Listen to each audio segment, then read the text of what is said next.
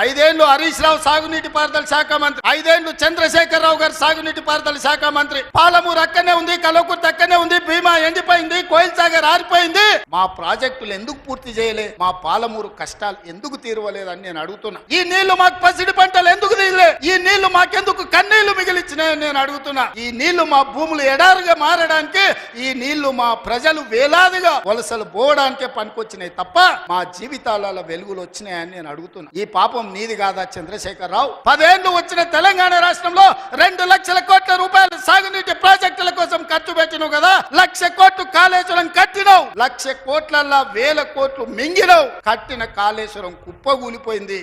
ఇంతకంటే దిక్కుమాలిన ప్రాజెక్ట్ ఇంకెక్కడైనా ఉంటుందా అని నేను చంద్రశేఖరరావుని అడుగుతున్నా. ఇవాళ మా ప్రాజెక్టులు పడావు పెట్టి మా నిధులు నీళ్ళేమో రాయలసీమ తరలించకపోయింది, నిధులేమో నువ్వు తరలించకపోయినావు, పదవులేమో నీ ఇంట్లోకి వచ్చినాయి, పాపాలేమో మాకు వచ్చినాయి.